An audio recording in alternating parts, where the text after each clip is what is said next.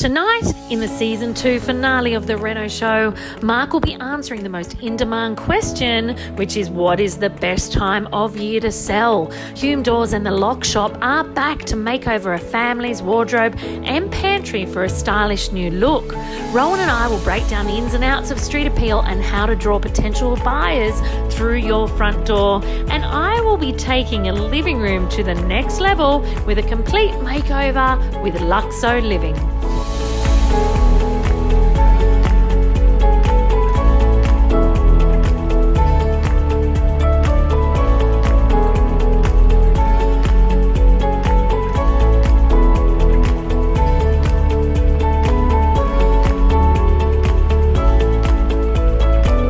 You know how I love a decluttering and updating project, and we are starting with this pantry. Look at the doors. It is stuck in the 2000s. Beautiful, highly functional doors. So, along with my ethos of repair and not replace, even though we're replacing these ones, they will be going to another home that gets to use them because they're highly functional. But for this house, they need to go. We're going to bring this house up into the 2018s, even 2019s, and make sure that this pantry, once we make over the inside, is well represented on the outside too.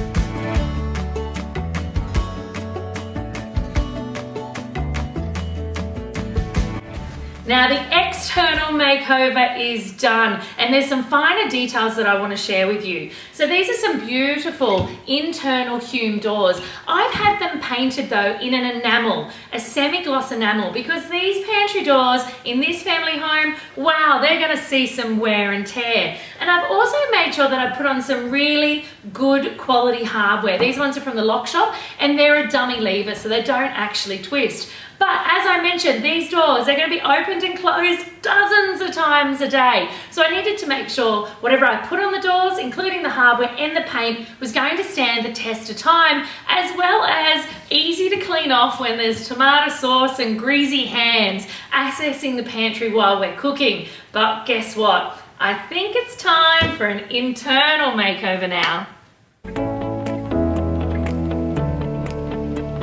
Back, Mark Cantwell. Thank you. Welcome back to the Reno show, and tonight we've got Mark Cantwell here with us, MK, talking about when is the best time to buy and sell. So it's something you would have been asked how many times, do you reckon? 1 million times.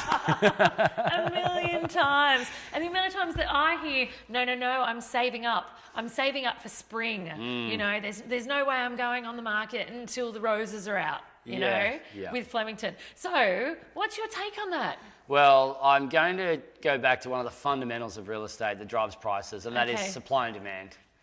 Okay? Doesn't go away, does it? No, it's probably the driver of whether you're getting a great price or not, supply and demand. Now, there's other things on top of that, of course, presentation, promotion, all that sort of stuff. But if you're thinking spring is the time, and everyone's thinking spring is the time, what's that doing for supply? There's so much on the market. Yeah. And the man next door, literally. Yeah, and the buyer numbers don't actually swell that much in spring. Okay. You know, like we watch our inquiries. So that's interesting. Say that again. The buyer numbers don't actually swell that much in spring. So it's not like in spring, everyone goes, I want to buy. Well, what changes in their life in spring did they all of a sudden want to buy for? Like everyone gets divorced in spring, everyone gets a new job in spring, everyone gets an extra baby in spring. Yeah, like I'm pretty sure birth rates are the same like almost all the year. We should analyse that. I reckon there's some stats in there. It's a really good point. It's not going to vary by much. So like in our larger agency that we've got, we get to track numbers of inquiries, you know, how many inquiries we get into the company per month. And if it does swell in spring, it might be because there's a little bit more property on the market. The same buyers are inquiring on more properties. Okay, because there's more property on the market. But if you divide the number of properties, you know, into that inquiry, you're finding you're getting less inquiry per property because there's more to choose from. Okay. So there are exceptions to this. There's seasonal markets around the country. So there are exceptions everywhere. Yeah, there are. Like there's holiday-driven markets. Okay. You know, where people will run open houses on Saturday and Sunday during holiday periods when agents wouldn't usually be working. So that's where I abscond to have a resort holiday and fall in love with the whole resort feel and go, I want to buy a holiday property here. It definitely happens. Okay. There are markets like up around Whit Sunday, for example. I track that market. It's recovering at the moment. moment, and parts of North Queensland, even Gold Coast to an extent. People on holidays, they run open homes, they sell them. Okay. On impulse. Then there's other markets. It puts an impulse buy of a dress to shame, doesn't it? Oh, absolutely.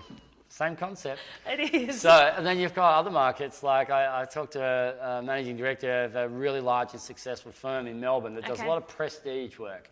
And their agents, and typically a lot of their neighbourhoods that they service, they're owner-occupied neighbourhoods where they're all trading within. Okay. There's a little bit of people coming from outside town, but a lot of it's like upgrading within the suburb, etc. They go on holidays in January and in June. And for almost all of those months, locals in business and locals that are in real estate are on holidays. So the agents have holidays in January, and then the agents have holidays in June, and they fly north for the winter, and they get warmer weather, or they go to their holiday homes wherever. So I'm imagining like a flock of agents flying north for the winter. So that would be scary. alarming. Beware. So these guys go from like 150, 200 sales a month down to like 30 to 50. Yeah. Because there's less property going on the market and there's less agents working. Yes. So, the locals are going, oh, well, there's not much happening at this time. Why would I list? And if they are locals that are trading within the area, they're also on holidays, that might have an impact. Okay, so we've got, if it's seasonal and holiday, if literally your local area demands it because of the way your local area works, are there any other reasons, any other exemptions? There may be some properties that are really heavily guided by, good weather or views to some sort of water.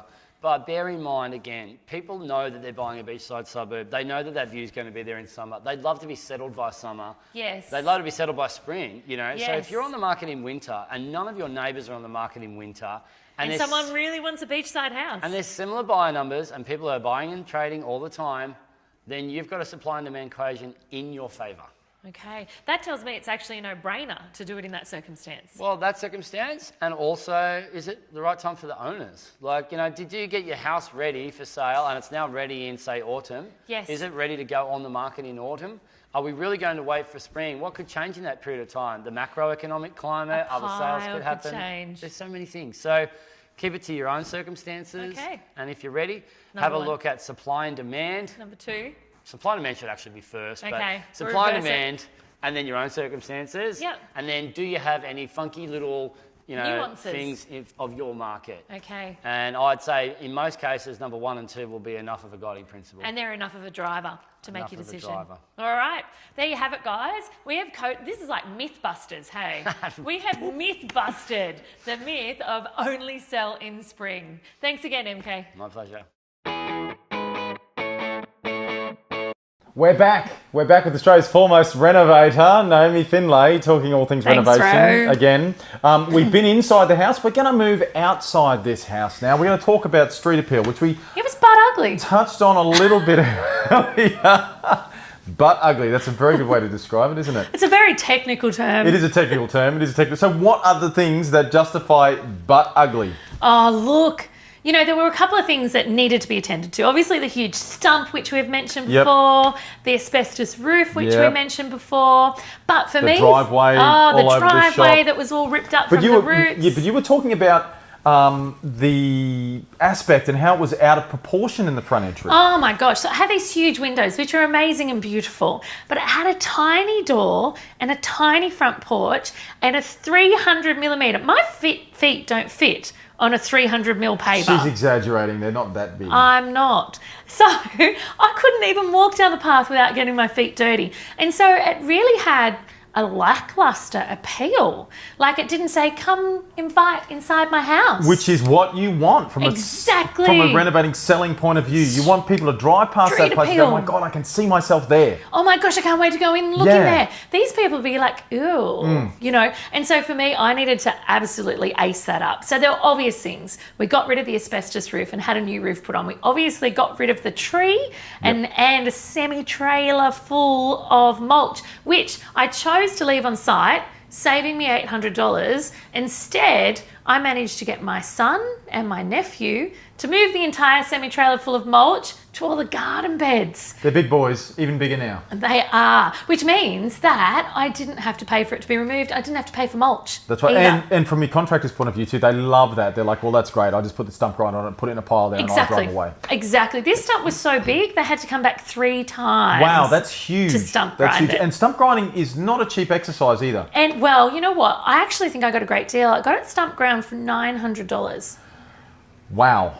Really good. Wow. Really good. But it's also not for the faint-hearted. Yeah. Guys, if there's one thing that I will never attempt myself, and that's stump grinding. No, if you've it's seen a horrible. stump grinding machine, Yeah. it's not something I want to be on the back end of. And they do make very quick work of a stump, although this took 3 days as a sign of how big the stump is. It was huge. But even $900, like that's another $1,000 on your budget, roughly. Correct. But I saved about 6 or 7 on not getting rid of. Yeah, of the mulch. So of the mulch. Essentially, it's cost you $200 to grind that stump. Correct. So I also then needed to balance the front of the house though.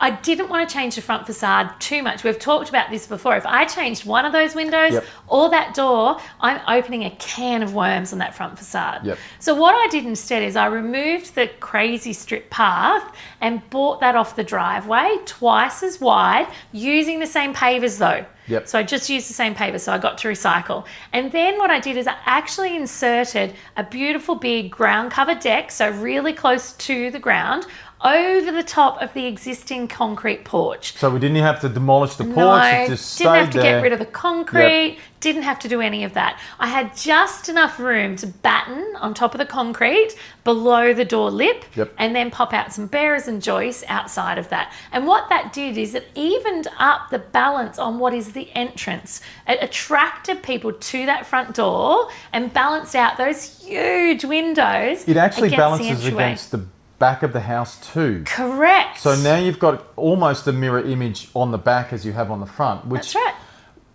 Admittedly from the street doesn't make a great difference, but when you walk through that house and you walk out there and you connect those two spaces, you go, oh, now it's making sense to me. Yeah. And when you think about it from a footprint, I haven't changed the footprint of the house at all. But from a buyer's perspective, I've actually added 2 more destinations. Yes, yeah. Which is important. And you've channeled people to the front door now. Correct.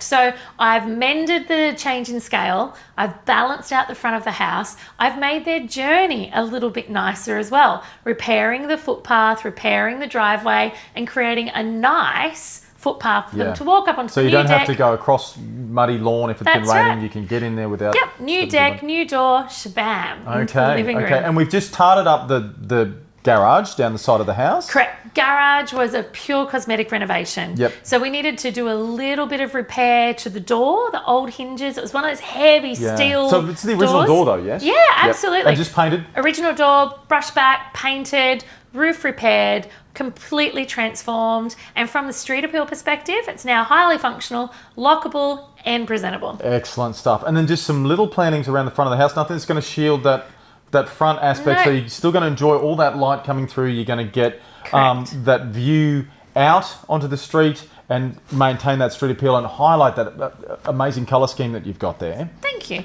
You know what though? What? Half of those plants were recycled. Again. Yes. Again. A pile of those agaves were actually from around the back of the property. So the first weekend that property settled, I transplanted those so they'd have time to root, they'd have time to wilt off and then bloom again before I went to market. And agaves, they're indestructible, aren't they? Absolutely, for some. Well, we won't talk about Naomi's planting skills, although obviously it's worked because I think they're still there. They're still there. So there you go, everybody. A bit of street appeal goes a long way because if you don't like the cover, why would you read the book? Very good point.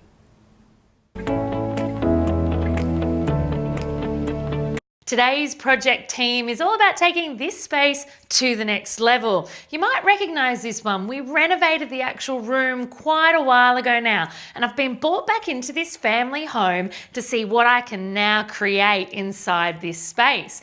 They have their TV wall and entertainment unit behind us, but the brief is that this is a bit of an adult space. It's not meant to be all about the TV, hence we've disguised it with a panelled wall.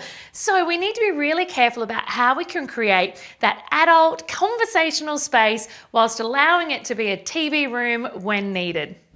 I'm a huge fan of area rugs, and even though this is on carpet, I'm going to pop one into this space as well. It's going to give it that really grown-up feel, and it's going to give me a place to anchor two beautiful big 3-seater lounges onto. Now I'm going to pop them in a way that not many people usually would in a room with a TV. I'm actually going to pop them opposing one another, so they're a really conversational, really lounge feel rather than TV room feel.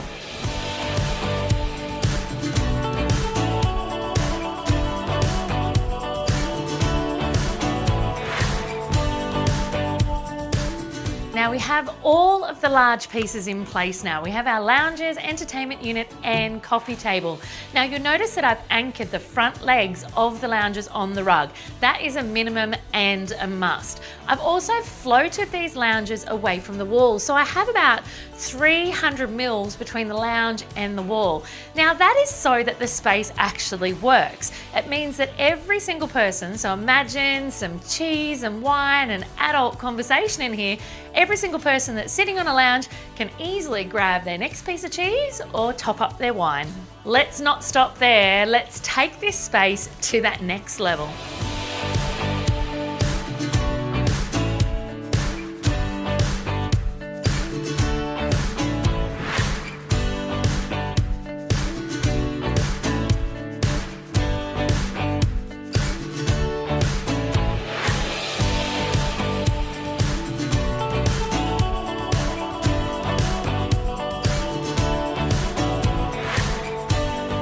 Some throws and some floor cushions for when extra people pop over and need a spare seat.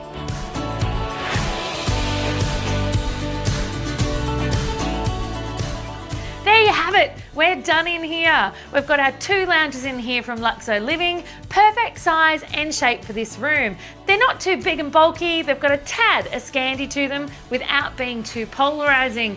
And this adult space is now all done, complete with side tables for glasses of wine and even a PlayStation for when the adults want to become a little bit more like kids.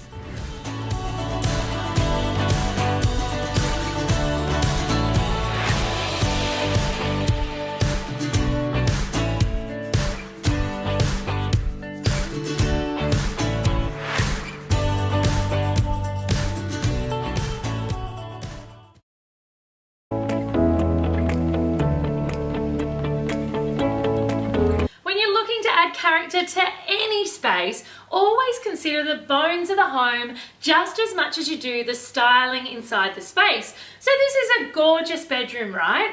But I've taken it to the next level by introducing a profile, a gorgeous Hamptons profile door from Hume Doors.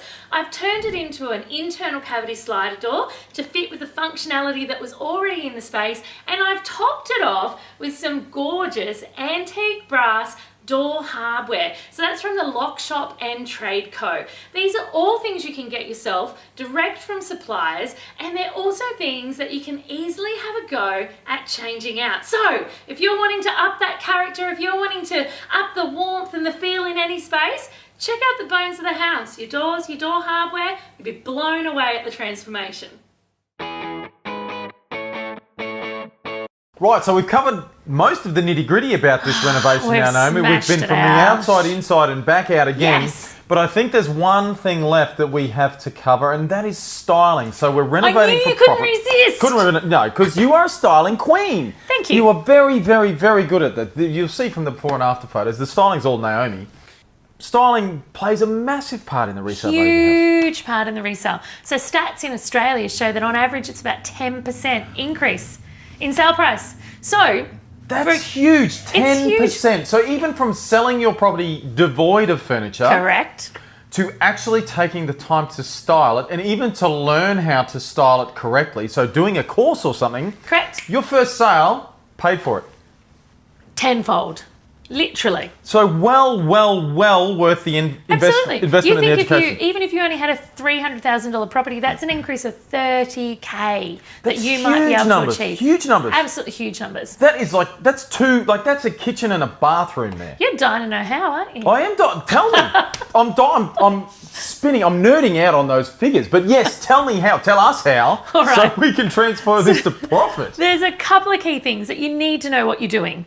and it needs to not be for you again. Oh, so we're taking the emotional attachment out of it. Gone. Not about trends. It's all about the target market that you're styling for. So back to research again. Back to research. A good professional property stylist will be all over that. A good professional property stylist, if you decided to hire one in, will be all over who your market is. And if they're not, then I wouldn't use them. No, but we've already established that you're 10% extra on your sale budget. Massive. If you don't know how to do it, get a professional Absolutely. in, because it's going to pay off. And because it's not complex, but there is a formula to it. So there's a couple of things we need to do. We need Tick to them off for us. highlight the highlights of the property. So in this one, it was obviously the decks and the living spaces. And those big windows and stuff like that. Yeah. Hence why we dressed them. Yes. We need to minimize the low lights. So one of the low lights was that the second bedroom was really, really small. So we need to minimize that low light, okay? One of the low lights was the front of the property. And so we actually styled that front deck. Yeah, with the seat and the plants and stuff like that. Exactly, to provide another destination. Yep. That someone could see themselves sitting on while the kids play on the front lawn, or because if you sell that property unstyled, that's just the front timber deck out the front that people go, well, what's the point of that? Why is that so big? But you put a chair there. Correct. And put it with the aspect to the front lawn, people go, I sit there and look out the front Have and a watch. cup of tea. Yeah, exactly. Absolutely. Okay. So highlights. Minimize or diminish the low lights. And then the next thing you need to think about is, how do you want someone to journey through that home? Where do you want them to go first? And where do you want them to stay the longest? Okay, so obviously the last place I wanted people going in this property was a small second bedroom and the bathroom. Nothing exciting there at all, just functional bedrooms. Whereas the kitchen, the kitchen and the back living space and the huge backyard, highlight. So I needed to formulate a way to provide focal points and attractions for people to be drawn to. So you'll notice as soon as you go in that front living room, there are symmetrical, balanced flower arrangements either side of the fireplace. Yeah, to bring your eyes straight to the fireplace. To bring my eyes straight to the fireplace. And then that leads you to that doorway of the kitchen. Oh my Lord, you're on it. Led me to the doorway of the kitchen. And then there are another beautiful big flower arrangement on the dining table, which meant the eye had to scan across the beautiful big kitchen to the dining table to then go look. Which then allowed them to see all of that back sitting room. Then when they were there, as they turn around, they see the outdoor area. And shebang, I've got them within the first 2 minutes from that front door to the highlights of the property. To the crowning achievement of that renovation. Exactly. Yep. And I've got them trapped or encapsulated or captivated there. And they're visually in their mind, you are playing over their life, them there. Absolutely. Because what we also do at the same time is we appeal to the left and the right hand side of the brain. So we appeal to the functional brain in people where they go, oh yeah, TV, lounge, bed, great, right, dining, tick, tick, tick. And then we go creative. We go creative. And that's when we're not producing a show home, because most people see a show home and they're like, I don't live like that. It's a bit clinical. Yeah, and they're kind of like, I don't have white things like that. No. You know? We were just talking about that. Yeah, exactly. We're going, well, our kids would destroy that house. We were just looking at an all-white house going, our kids would smash that house. And, you know, even before we had kids, I'd probably smash that house. Yeah, I'm a bit the same, actually. Totally. Yeah, there would be tomato paste everywhere. Everywhere. Imagine cooking a spag bog in that house. No. Especially with the way I pour the wine in. Yeah. All right, so the next thing we do is we create a space that is inspirational and aspirational to the creative brains. And when you combine the left brains, the right brains, and a bit of space medicine thrown in there, boom, perfect sale. Perfect sale. Fantastic. So it's actually a science. It is. It's completely a science. I didn't realise it at the time, but you will see that even this ties into your photography when you're getting photography for your advertising. You'll find that in the after photos of this as well. The photography wants to lead you from that living room, it wants to lead you into the kitchen. And when you get into that kitchen / dining / sitting room. And outdoor space. And outdoor big space. Yard. And the yard, it leads you all the way through there. And I can't think now, because I've seen the before and after photos several times. The bedrooms and the bathroom don't really sit prominently in my mind. What sits in my mind... They're not a highlight. No, is that living space, that kitchen, dining / living area out to that back deck and that backyard. That's what... And the street appeal. I always say that you need to be the air traffic controller of the person's experience in that house. That is a And great when rule. you control their experience in the house, if it's a great property and you've hit left, right brain, you have a sale and you have for more money and faster. Excellent. So there you go, people. Styling, really, really important part of the whole process, and one that, if you tick it off correctly, will add so much more value to your resale property. And it's against what everyone else thinks. It's not cushions and lamps. No, exactly not right. Not just cushions and lamps. Dumb chippy. I just, that's what I thought of this. What's that about? But I tell you, makes a difference. Makes a difference. So invest in styling. It will pay off multiple times. Absolutely. Hey renovators, if you're ready to take the next step in your renovation journey, then come and learn how to renovate with me in my online renovation masterclass. It's completely free for all of our viewers. So if you want to discover how to renovate properties for profit, head over to naomifindlay.com/renovation masterclass, where I will be showing you my 7-step winning rapid renovation formula to creating wealth with property, and so much more. So save your spot today. Remember, it's naomifindlay.com/renovation masterclass. See you soon.